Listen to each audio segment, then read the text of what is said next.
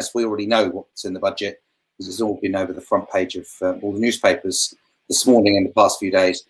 Tracey, amongst her other accomplishments, is the head of communications for APSCO and would normally be listening to the budget live and making notes. But I believe she's probably already written the press release for APSCO for what the budget's going to say. So pretty much. I'm going to let Tracey introduce herself. Just full disclosure, Tracey and I go back a long way. In fact, we started working together 36 years ago, before many of our audience, I'm sure, were born. When I was 10. When you were 10, exactly. You were very young. You were a child star. Absolutely. So we're talking about PR today, but Tracey, can you just explain who you are, what you do, and tell us a little bit about your business? Yeah, sure. So Tracey Barrett, Managing Director of Blue Sky PR. As Graham said, we go back a long way. Graham was my first boss in recruitment all those years ago when I was 10. He won't mind me saying he was a great boss, but I was a pretty crap recruiter, really, in the mid 1980s. And Graham, bless him, saw a spark of creativity in me and actually got me to start doing some of the marketing for Harris & Willis, which was the recruitment firm at the time. Is now Hudson. And to be honest, I've never looked back. So even though I hate to say it, I've got Graham to thank really for my career in marketing and thereafter PR. So I started off as a recruiter, as I said. So I know the sector from the other side of the desk, which has always really been our USP. So I set up Blue Sky PR with my husband, in fact, Adrian Barrett, who also worked for Graham. Therein lies a whole other story. We haven't got time to go through that. We haven't got time for that. And I set up Blue Sky in around about 2006, having seen a gap in the market really for a firm that could help recruiters just express themselves a bit more articulately and help them actually use the media, and it was just the media at the time, to try and win new business. So we started off very much a lifestyle business in the back bedroom. We've grown to a firm that's now got around about, I say roundabout because we've had to furlough some people and bring some people back, but we've got around about 19 people. And we work, over the last couple of years, I'd say we've worked with around 50 to 60 recruitment firms, either on a retained basis or on projects. And not just recruitment business, so also suppliers through the recruitment sector. So in fact, Graham's business, Six Cats, is one of our clients. And we've also, in the last 18 months, become the fully outsourced Markhams department for APSCO. So although we've done APSCO's PR for probably nigh on 8 or 9 years, in the last couple of years, we've taken on the whole remit of their comms, from their website to their member engagement, to their events programs, to anything to do with communication, which is why I've been so busy since the pandemic hit. So that's me, really. Well, I mean, yeah, let's talk about the APSCO thing, because that's really quite interesting. As you say, you were doing PR for them, and you're effectively, are you the outsourced Markhams department for APSCO? I mean, yeah. So I sit on their ops board as their head of comms. So I have two hats. I'm head of communications at APSCO. I have an APSCO email address, and to all intents and purposes, I'm an implant, as opposed to use an RPO term at APSCO. And I spend quite a lot of my time just working on that account because I've got a very good management team that are running all the other clients. And I then also, Blue Sky also employs 2 people that specifically work inside APSCO as a marketing exec and a marketing manager. So there's a team of 3 of us, all Blue Sky people, but is effectively the APSCO marketing department. So everything that goes out to members, supporting the member acquisition team, all their e-marketing, all their social media, updating the website, launching new member services is all down to us. So it's pretty busy. It has been. I mean, one of the remarkable things, I mean, not only APSCO, people like TRN and others, made a big impression in the lockdown, but APSCO was everywhere. I mean, daily there was stuff. I mean, what was there a plan in place for that? I mean, we do need to talk about the pandemic and lockdown and the impact it had. But with regard to APSCO, was there already a plan in place to say, if there's a pandemic, this is what we're going to do? I don't think it was if there's a pandemic. I don't think anybody, even we, couldn't see that coming. But certainly when the writing was on the wall about people starting to work from home, we sat down and said, okay, what do we need to do in terms of member support, member engagement, keeping people up to speed with what's going on? And Anne Swain, as you know, is a force of nature, and said right at the very beginning, we're going to communicate our way out of this crisis. It's all about comms. And I thought, oh, good. And so, you know, there used to be a weekly bulletin that went out to all members. That became daily. So it would be watch the Cabinet Office briefing at 5 o'clock and then write the briefing for the next day and get that out to members. And that was, you know, that became a roller coaster of getting that out every day. It's now gone down to 3 times a week. So I've got a little bit more time because there's quite as much to say. But it was very much about keeping members informed about what support was available. It was about lobbying government to make sure that the government was listening to things like recruitment firms not being able to access CBIL loans, for example, and writing to the business secretary. So it was really busy, really busy, but great. Yeah, absolutely. Well, if anyone's getting a sense of deja vu for a working lunch we had all back in April, May time last year when Anne was on and talking about what happened, it's probably because Tracey wrote that for Anne. In a bit like Adrian, your husband, and you used to write my speeches many years ago. And thought, he speaks well. Well, it was nothing to do with me. You mentioned earlier on your background in recruitment, and you thought that's a USP with regard to doing PR in the recruitment sector. You have worked with all the big names, and I call you very influential, and genuinely, I mean that sincerely. But there are loads and loads of people who are ex-recruiters, including several who went into PR in the 80s, 90s, noughties. Nobody has had the impact that you have, or Blue Sky has. I mean, what else is there? What else has made recruiters want to use Blue Sky? Well, it's very kind of you to say so, Graham. But I mean, I don't think there's anything particularly special about me. I'm a bit of a gobby cow, you know, which I think no denying that. when you're in PR, and I think it's all the obvious stuff. It's like networking. I mean, I was lucky enough to be in the right place at the right time. When I was in recruitment, I was sat around a table with you, with Tony Goodwin, who was a fellow recruiter. You know, I knew Chris Hermanson quite well, who was with Ochre House. So there were a lot of people who became very influential in the sector that I was a peer of at the time. Yeah. And I think that helps, if I'm honest. You know, I think it's about understanding the sector, and I think because, yes, I am an ex-recruiter, but I spent a good probably 2 to 3 years at Harris and Willis as a marketeer. Yeah.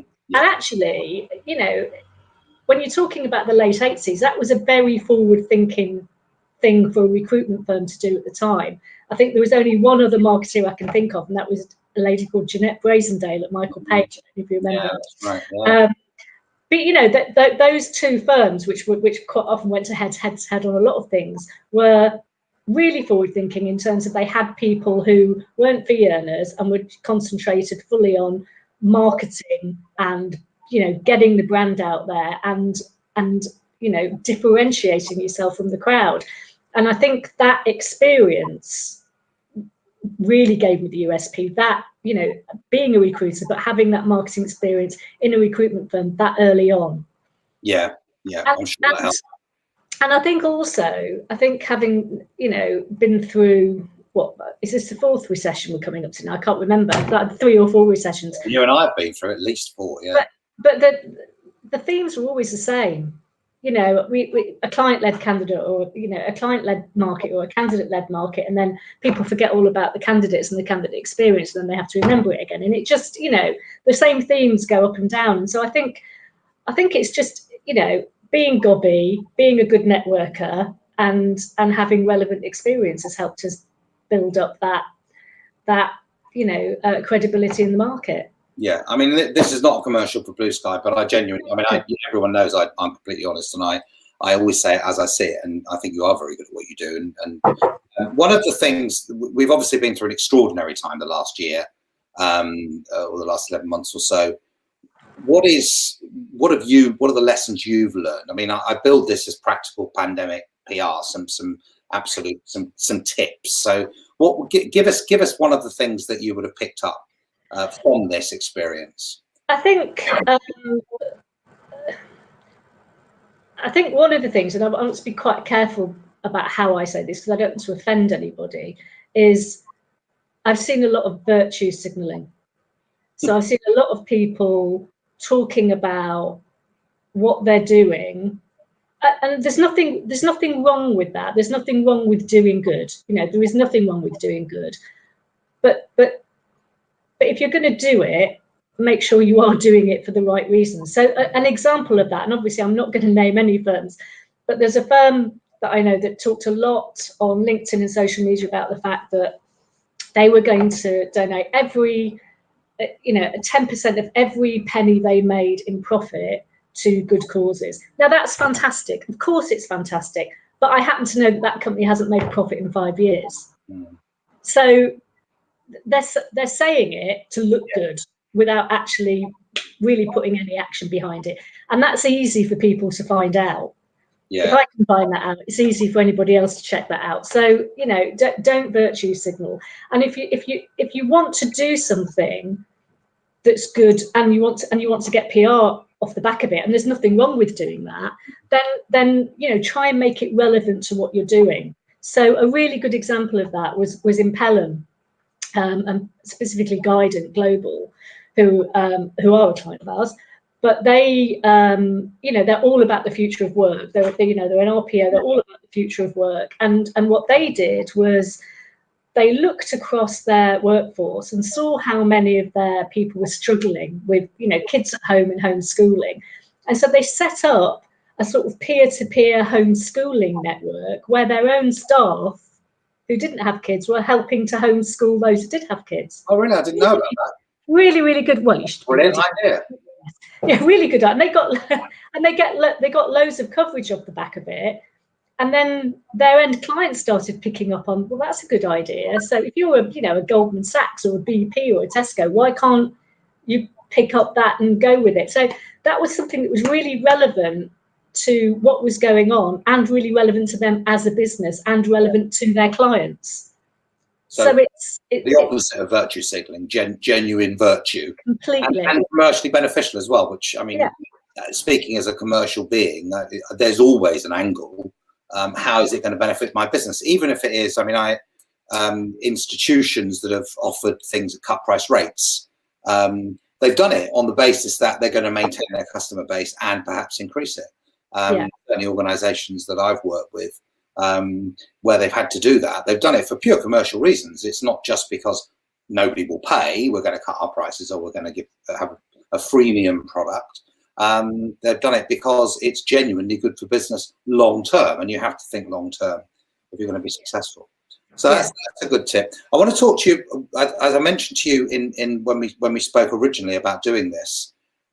Our theme for this year within Working Lunch, because we're doing one a week now, our theme for the year is diversity inclusion. Doesn't mean that every single Working Lunch we're going to be talking about it, but I do want to bring it up, certainly in my ones, because I am pale, male and stale, and it's a middle-aged or elderly man, for that matter, depending on your measure. So you've been in and around the recruitment sector for most of your adult life, from the 80s, which was a very interesting time to be working in recruitment, the late 80s, as we can both testify. The fact that we can both still remember it is remarkable, to be honest. But what I wanted to know was what has changed and what stayed the same with regard to diversity and inclusion, as we now call it, which would have been a term that was meaningless in those days? I think what's changed is not enough has changed. That's all right. Not enough has changed. Not enough has changed. I think there is. I think there is still. There were still a lot of females in the recruitment sector, and there were a lot of females in the recruitment sector when I was in recruitment. But then you lose them because that you know, particularly at the time when I was in recruitment, there was no way you could have a career in recruitment and get to the top and have a child. I don't think, from my experience, if I was, I was in my 20s, if I'd decided to have a baby in my 20s, I think I would have looked for another job, without a doubt. And I think there is still an element of that. I think there is, a little bit of an element. I mean, I know, for example, that I was talking to a CEO not so long ago that said that, it was a big biller, who'd come to see him, she'd resigned. And he said, why she resigned? Just because I want to have a family. Now, that's really sad. Yeah. And it's wrong. Well, that's recent. I agree with you. I agree with you. There are exceptions. I mean, you mentioned in Pelham earlier on, Julia. Goodness knows how old her child or children are now. I think they were 10 when I knew her, which was 30 years ago. There are exceptions. I appreciate that, but that's if it's still going on, it's really. I mean, to be honest, one of the reasons I set up Blue Sky was because, I mean, after I left recruitment, I went into construction. So I was head of comms at Palfery-Smith before I had my first child in, 96. He's 24 now. But one of the reasons I set up Blue Sky was I couldn't envisage going back into a full-time job and managing a family at the same time. Going into London, coming back. Things have changed a little bit in other sectors, but it's still not enough. And I think if one good thing comes out of the pandemic, it will be that you don't have to be in the office 5 days a week. And if that doesn't come out of the pandemic, I mean, I don't know if you saw the Goldman Sachs CEO the other day who called working from home an aberration. I mean, yeah. Jesus, what planet is he living on in terms of, attracting decent talent for to your firm? It doesn't matter where you live now. You can work from anywhere, and this has proved it. So, I think his name was Eugene Dinosaur, though. I think it's not surprising. I know. I think that's a. I think McKinsey called it the next normal. What's coming next? I mean, what else is going to be different? I mean, I 100% agree with you. I think everybody else would as well. But the fact that people can and do work from home, that will continue up to a point, certainly even in the sector. And I think just the way not just working from home. When I think about, so I'm in my office because it's an office with 20 odd desks, but there's just me in here, and it's nice to get away from Adrian for half an hour. But if I think about, I'm only half an hour from London, but if I think about the amount of time I get on a train to go to London, to sit and have a coffee with somebody for an hour, or, even worse than that, perhaps I get on a train to go to Manchester for an hour's meeting with somebody and then get a train. Why do I need to do that? I don't need to do that anymore. We can just do this. Yeah. And it's as good. But I think there'll almost be a bit of a reset as people will be so desperate for some human contact and we'll have so much Zoom fatigue that initially it will be, oh my God, let's just meet up and have a coffee and actually see each other. And then there'll be a bit of a reset back again, I would hope. Audrey's just put a thing in the chat saying, "Oh my God, I can't believe he said that. Glad I'm not in." I know, neither can I. I can't believe he said it. Great employer brand story. Not. It is terrible, isn't it? Absolutely terrible. So what have been the main trends? D&I hasn't changed that much.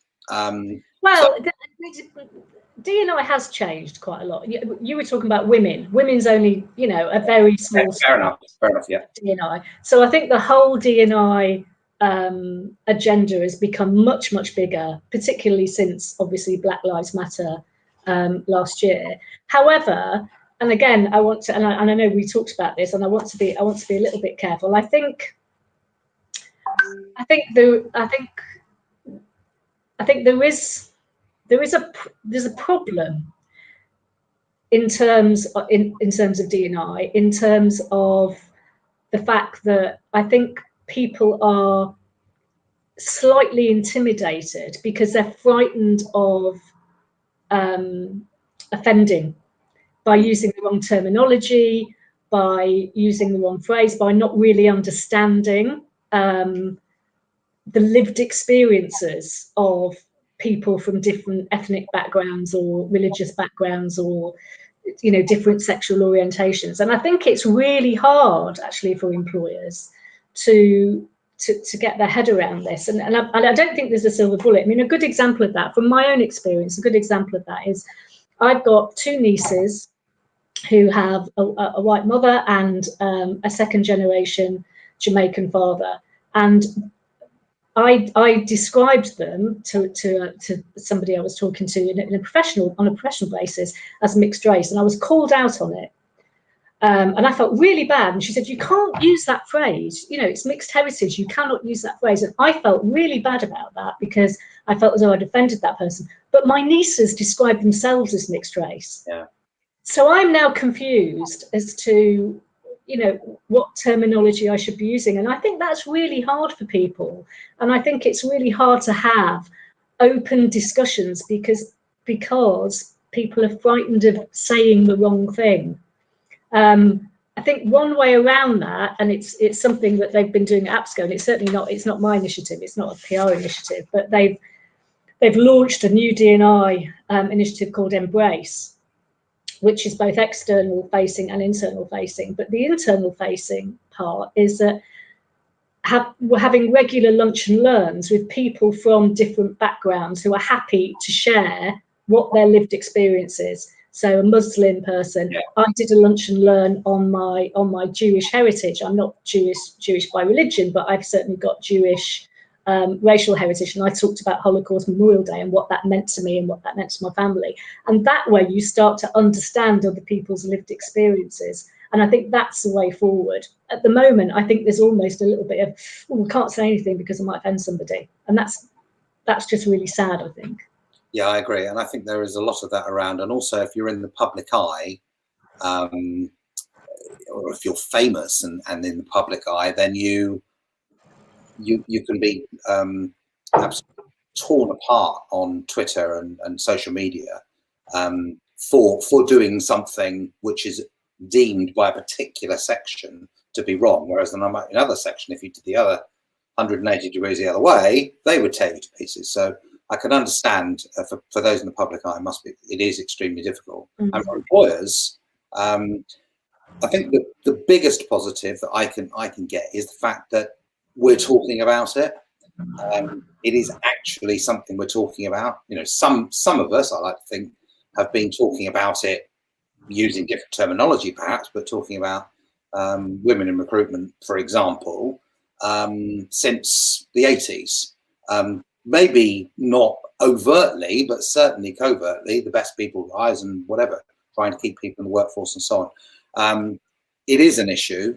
We do have a lot of speakers on Working Lunch and obviously this year, it being our focus, we will have a lot more discussions about that. And I know there were a few very interesting ones last year.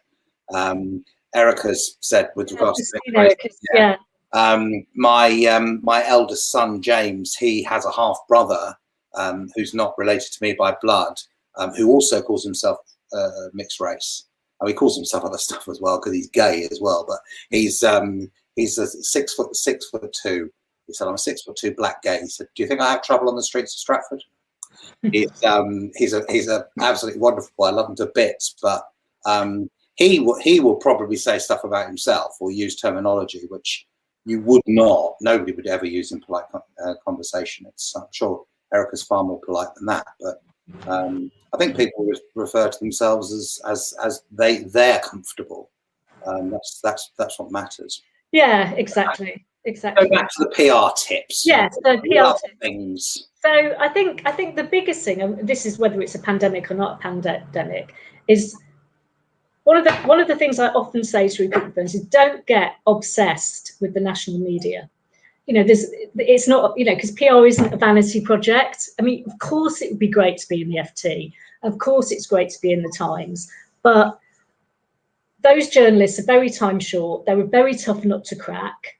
They don't usually like writing about good news. You know, so if you've got a good news story, they're probably not interested.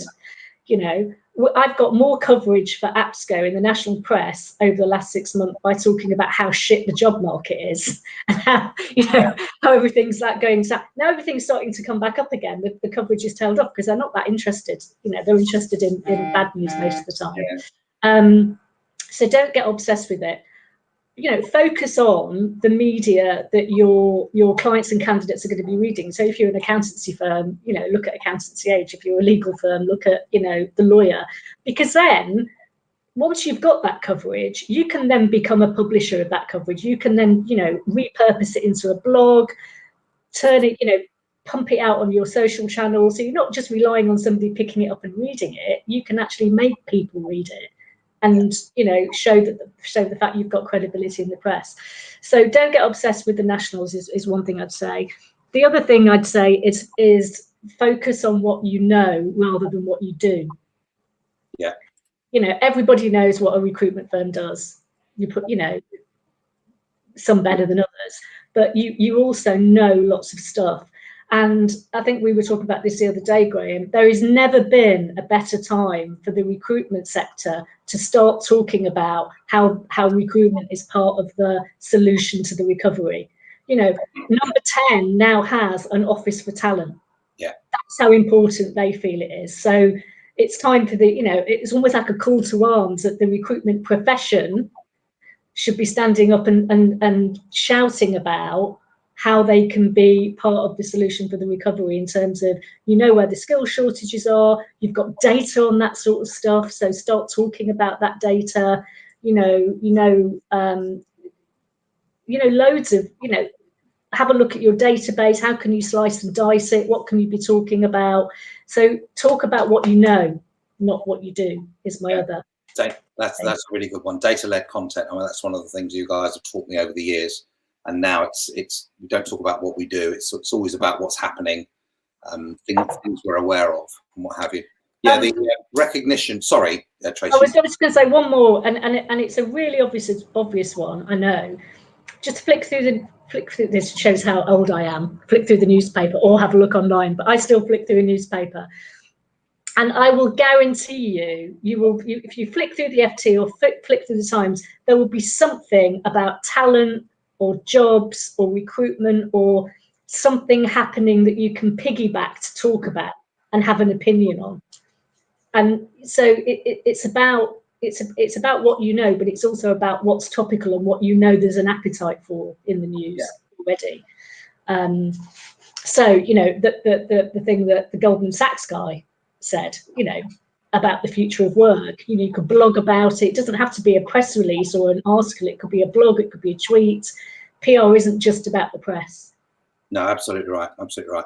Now, I was going to mention the recognition of the recruitment industry, which, as you know, is a personal mission of mine. The professionalism of it and professionalizing of it is a key objective for me.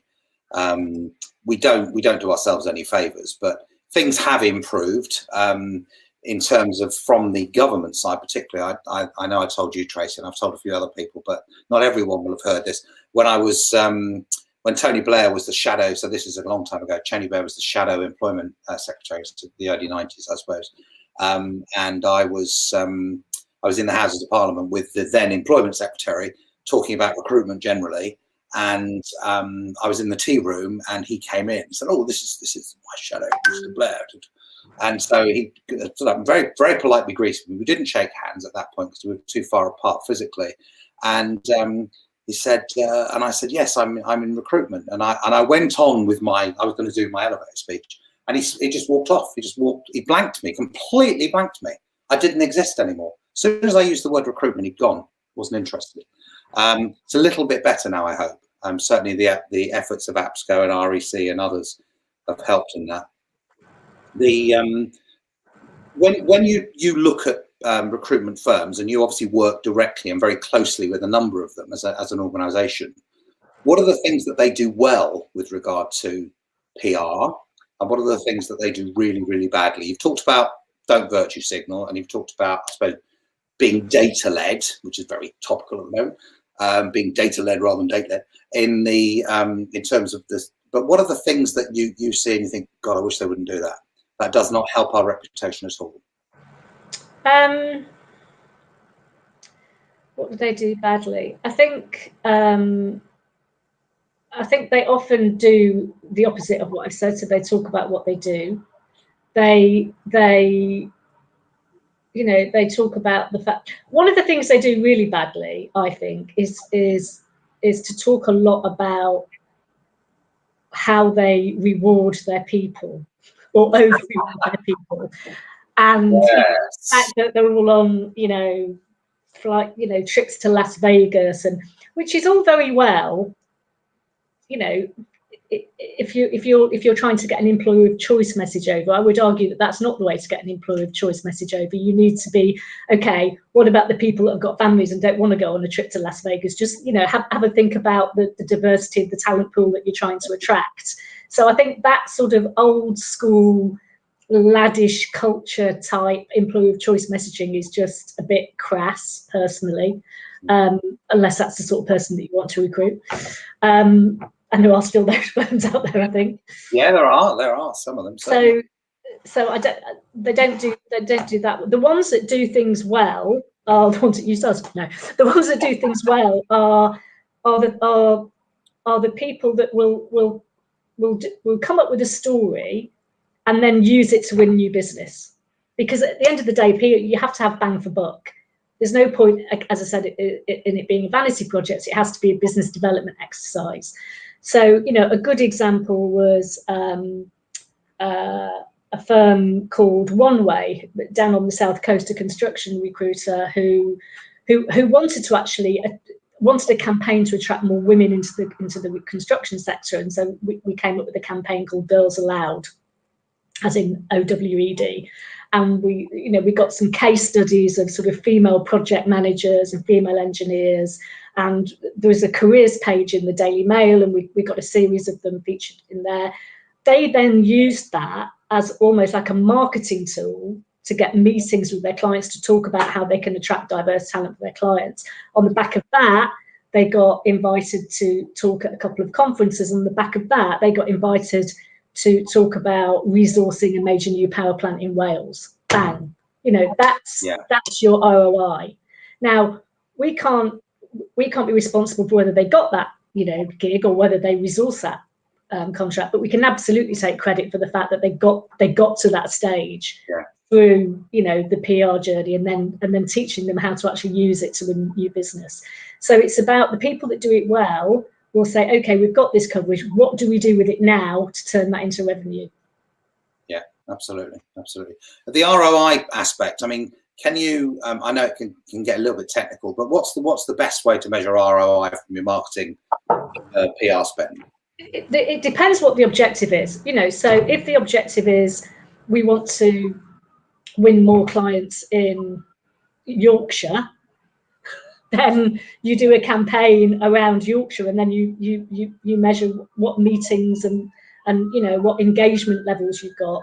If it's we want to get more visitors to our website, and you plug into your Google Analytics and see what the coverage is doing. It's not as simple as one measure. You don't get raided, Tracey. No, it's just St Albans. It's like So it's about setting objectives and then measuring things against those objectives. Yeah. Okay. Fine. So what's going to happen in the next? You've been around a long time. What's going to happen in the next 20 years? God, I'm hoping I'll be on a beach sipping margaritas somewhere in the next 20 years. I think automation is going to be a big one, obviously, particularly in the recruitment sector. However, I think you see things go full circle, don't you? I always talk about people got rid of all their vinyl and now vinyl's like coming back, or people ripped out all their fireplaces, now they're putting their fireplaces back. I think the firms that will succeed will be the ones that are enabled, where their people are enabled by automation rather than automation taking over. Because I think in terms of, like, you know, big low level, low skill resourcing projects, automation obviously has a big part to play. But if you're recruiting highly skilled talent, that's still got to be a relationship thing. You know, that can't be replaced by automation. So it's about knowing where that automation sits and not relying on it too much, and just being enabled by it rather than it taking over. Yeah, just my view. No, I think you're right. It's interesting. There was a comment earlier on, I think it was David, said that with regard to the discussion about Zoom and working from home and what have you, and the fact that recruitment teams and the owners of the businesses like them to be in teams because they bounce off each other. And certainly individual recruiters I've spoken to and people running substantial businesses have all said that is really what they're looking forward to. To do the sorts of jobs that you and I do, and some of the other people involved in working lunch do, you don't need to physically be commuting in every day, and I think we accept that, and I'm sure that will change, and there will be businesses where they limit it. But for some of the recruitment companies, do you think, and the ones you work with, do you think they will go back to the office when they can? I think the office isn't going to disappear, because you've got to have that water cooler chat, that bouncing ideas off, because that's how you get innovation, right? You're not going to get that necessarily on a screen, but I think it will be a hybrid model. I think there'll be a lot more hot desking. I think there'll be a lot more. Well, I hope there will be a lot more acceptance of this culture of presenteeism that I think was prevalent beforehand. That you've got to be in the office at 8 o'clock and you've got to leave at 6 o'clock. Right. You know, I don't think that necessarily needs to be the case. I think the other thing that will change, and will have to change, I think, is that recruitment firms will need to start selling the services that their clients want to buy, rather than just saying, we're here to recruit somebody for you. You know, so what other services do clients want to buy? I was listening to the head of resourcing at an IT firm, and I can't remember the name of the IT firm, but it was somebody that Anne Swain interviewed, and he said, you know, sometimes he just wants to buy capacity. He wants to buy some form of capacity where, you know, he's got 300 applications and nobody's got the time to go through them all. You know, so what other little productization things can recruitment firms come up with that could be new revenue streams in the future? I think that's going to be important. Yeah, I think that's absolutely true. And also, the world of work changes, and the recruitment industry has to adapt to it. It's always been very chameleon-like. It's never been fast to adopt new stuff. It's always seen, whatever it might have been, it's always seen it as an opportunity. Let's have a look at it and see how it works, and then we're going to take advantage of it. Going back as long as I can, pretty much every new technological development is going to kill recruitment. The latest is AI is going to kill recruitment. It isn't going to kill recruitment, and recruiters are already finding ways of utilizing AI in the simplest form. In fact, we've had working lunches about it, where you set up chat rooms and chat bots and what have you on your website. So, I think you've got to remember what is true AI, because what we've got at the moment is more machine learning than you know, we haven't got anything that's sentient yet, have we? So. No, that's absolutely true. Well, let's hope we don't. Read the new Andrew Watts book. There's a book called Firewall out now. It's just come out this week. I'm one of his preview readers, so I read it a few weeks ago. But it came out, I think, this week or last week. And it's about this whole era of AI, and it's a little bit in the future, and it's absolutely terrifying. As Steve O'Connell says, only a dragon can kill recruitment. Even a dragon, we'd have our logos emblazoned on the side of it, Stephen. We'd be absolutely fine.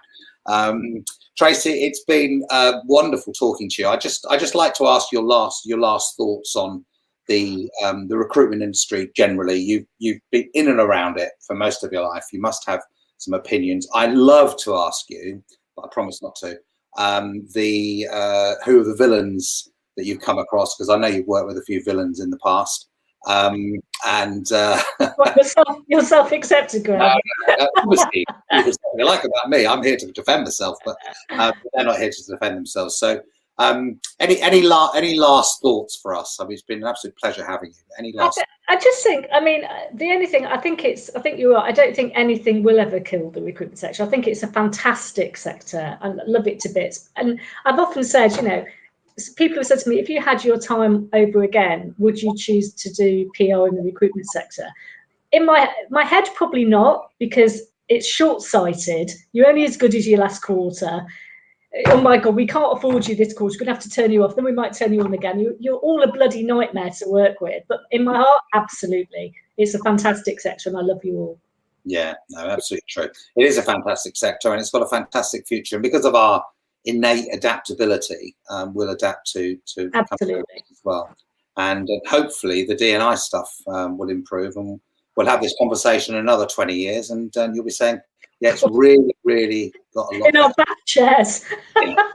But on a beach sipping margaritas. Absolutely. That's fantastic. Thank you again so much for taking the time today. I know it's a big ask on the day of the budget, but now you can go and rejoin Sushi. And we will see you all next week for Louise is on next week, isn't she?